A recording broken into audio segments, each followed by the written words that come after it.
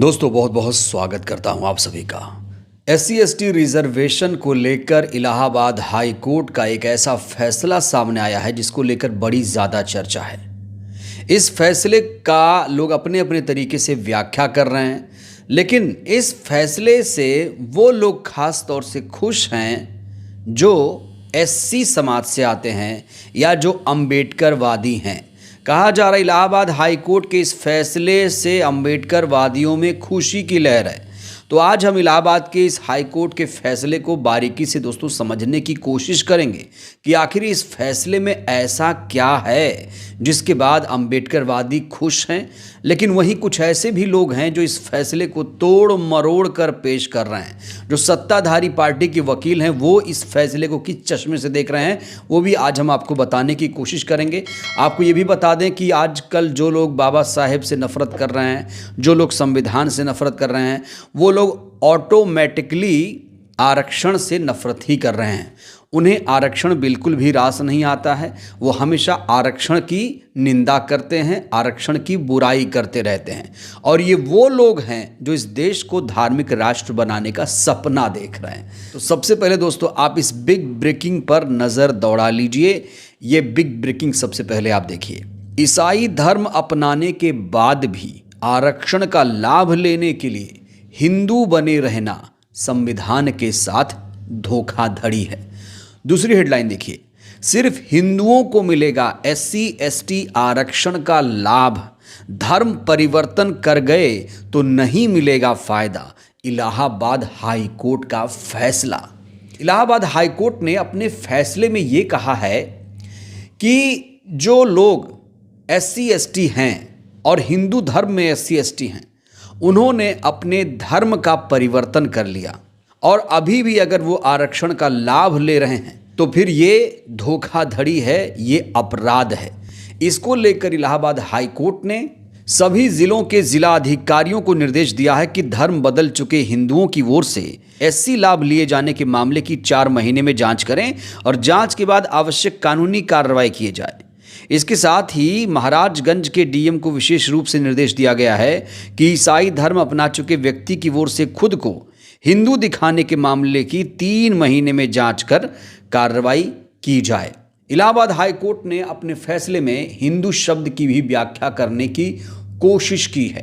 तो SC/ST reservation को लेकर इलाहाबाद हाई कोर्ट के अगर इस फैसले को 2 वाक्य में अगर आप समझना चाहते हैं तो फैसला ये आया है कि जो हिंदू, जो SC/ST हिंदू हैं, अगर उन्होंने धर्म परिवर्तन कर लिया है, धर्म परिवर्तन का मतलब क्या कि जो दलित अगर उसने ईसाई धर्म अपना लिया, मुस्लिम धर्म अपना लिया, बौद्ध बन गए, जैन बन गए, सिख बन गए, तो इसको लेकर ये फैसला आया है।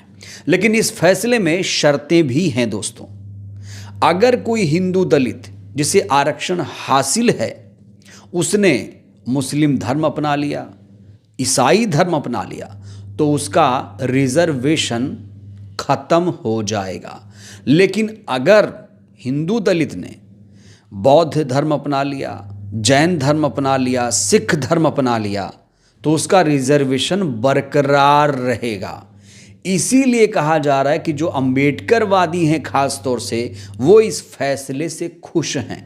दोस्तों ये तो आप सभी को मालूम है कि संविधान के मूल निर्माता बाबा साहेब हैं और बाबा साहेब ने अपने आखिरी दौर में बौद्ध धर्म अपना लिया था। और आज देश में जितने भी अम्बेडकरवादी हैं, जो भी अम्बेडकर से मोहब्बत करते हैं, वो खुशी खुशी बौद्ध धर्म अपना रहे हैं। ना सिर्फ अपना रहे हैं बल्कि उसी धर्म के अनुसार अपना जीवन यापन भी कर रहे हैं। तो इसीलिए इलाहाबाद हाई कोर्ट के इस फैसले के बाद कहा जा रहा है कि जो अम्बेडकरवादी हैं वो खुश हैं, क्योंकि जिन दलित हिंदुओं ने बौद्ध धर्म अपनाया है उनका रिजर्वेशन बरकरार रहेगा। इसके पीछे इलाहाबाद हाई कोर्ट ने एक और तर्क दिया है कि ये जो बौद्ध, जैन और सिख धर्म हैं ये भारतीय धर्म हैं और जो इस्लाम या फिर ईसाई धर्म हैं उसे विदेशी धर्म बताने की यहाँ पर कोशिश की गई है। दोस्तों इस पूरे मामले को लेकर सुप्रीम कोर्ट के वकील अश्वनी उपाध्याय, जो कहीं ना कहीं सत्ताधारी पार्टी के लिए अक्सर वकालत करते रहे हैं, और हमेशा ऐसी बात करते हैं जिससे कहीं ना कहीं एक विशेष समुदाय या समाज को दिक्कत आ जाती है। इन्होंने एक बयान अभी हाल ही में दिया है, गीता रामायण मजहबी किताब नहीं बल्कि धार्मिक ग्रंथ है, इसलिए सभी बच्चों को पढ़ाना चाहिए। तो इनका नाम चूंकि अश्विनी उपाध्याय है, इसलिए ये धार्मिक ग्रंथ को सिलेबस में शामिल करने को लेकर खुश हैं। तो इनका ये अपना चरित्र है। इन्होंने इलाहाबाद हाई कोर्ट के इस फैसले को लेकर क्या टिप्पणी की है, ये जरा सुनिए आप। इलाहाबाद हाई कोर्ट का जो रिजर्वेशन के ऊपर फैसला है, बिल्कुल ठीक फैसला है। हमारे संविधान निर्माता भी यही कह रहे थे कि जो हिंदू दलित है, जो हिंदू में पिछड़े हैं, ट्राइबल है, उनको ही रिजर्वेशन का फ़ायदा मिलेगा। जो हिंदू कन्वर्ट हो जाएगा, चाहे वो इस्लाम में चला जाए या क्रिश्चियनिटी में चला जाए, उसको रिजर्वेशन का फ़ायदा नहीं मिलेगा। ये संविधान निर्माताओं की भी मंशा थी, यही संविधान भी कहता है और यही हाई कोर्ट का फैसला भी है। हाई कोर्ट ने जो कहा है कि सारे यूपी के जितने डीएम हैं, कलेक्टर हैं, वो पता करें कि ऐसे कौन लोग हैं जिन्होंने सनातन धर्म छोड़ दिया, इस्लाम ज्वाइन कबूल कर लिया या क्रिश्चियनिटी कबूल कर लिया, इसके बावजूद रिजर्वेशन का फ़ायदा ले लिया है, उसके भी एक पता लगाने के लिए बोला है। ये भी बिल्कुल ठीक है, क्योंकि ऐसा नहीं हो सकता है कि आप एक तरफ रिजर्वेशन का फ़ायदा लो ये कहते हुए कि हम तो एससी हैं, और फिर दूसरी तरफ आप कन्वर्ट भी हो जाओ। अगर इसकी इजाज़त दी गई तो कन्वर्जन बढ़ेगा, और ये हमारे संविधान निर्माता बिल्कुल नहीं चाहते थे। जो रिजर्वेशन का सिस्टम लाया गया था वो बहुत लिमिटेड समय के लिए लाया गया था, वो गरीबों के लिए लाया गया था, वो केवल और केवल हिंदुओं के लिए लाया गया था। हाँ, सनातन धर्म से कोई अगर बौद्ध में जा रहा है, वहाँ पे दलित है, तभी उसको फ़ायदा मिलेगा। वो जैन पंथ फॉलो कर ले तो भी उसको फ़ायदा मिल सकता है, सिख पंथ फॉलो करे तो भी उसको फ़ायदा मिलेगा, क्योंकि ये संविधान निर्माताओं का कहना था कि सिखिज़म, जैनिज़्म, बुद्धिज़्म ये सनातन के ही हिस्से हैं, सनातन के ही पार्ट हैं। इसलिए यहाँ पे हिंदू धर्म में बने रहने पे, सनातन धर्म में बने रहने पे तो रिजर्वेशन का फ़ायदा मिलेगा, लेकिन विदेशी पंथ को फॉलो करने पे नहीं मिलेगा। उसका एक बड़ा कारण है कि जो जैनिज़्म, बुद्धिज़्म, सिखिज़म और हिंदुज़म की जो फिलॉसफी है वो विदेशी पंथ से बिल्कुल अलग है।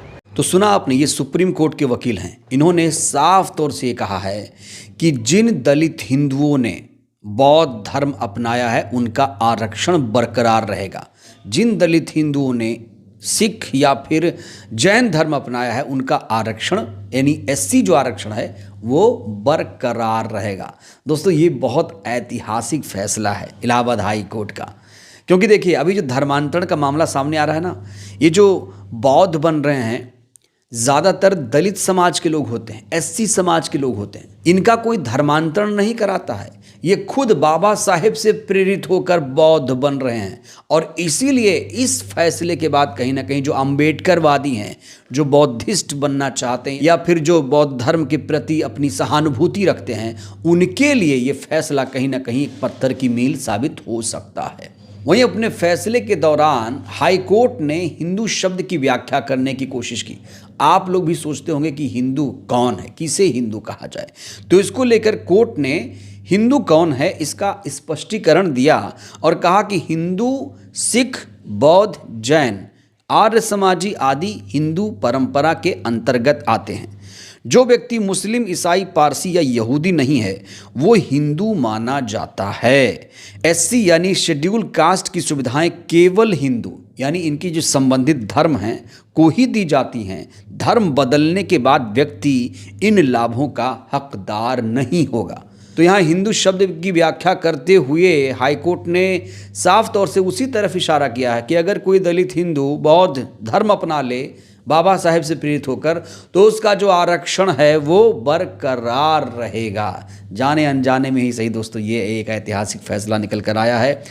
अब डर ये भी है कहीं इस फैसले को कोई चैलेंज ना कर दे कि भाई ये भी हटाओ, क्योंकि जो दलित समाज के लोग हैं वो तो बौद्ध धर्म अपना रहे हैं। हो सकता है आगे कोई इस पर संज्ञान ले। बहरहाल ये अभी का सबसे बड़ा और ऐतिहासिक फैसला माना जा रहा है। हाई कोर्ट ने ये फैसला ऐसे ही नहीं सुनाया। हाई कोर्ट ने सुप्रीम कोर्ट के एक फैसले का हवाला दिया है।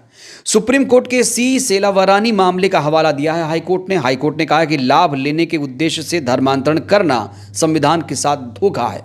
तो सुप्रीम कोर्ट के इस फैसले का जिक्र हो रहा है कि जो लोग भी लाभ लेने के उद्देश्य से धर्मांतरण कर रहे हैं या करा रहे हैं उस संविधान के साथ धोखा है।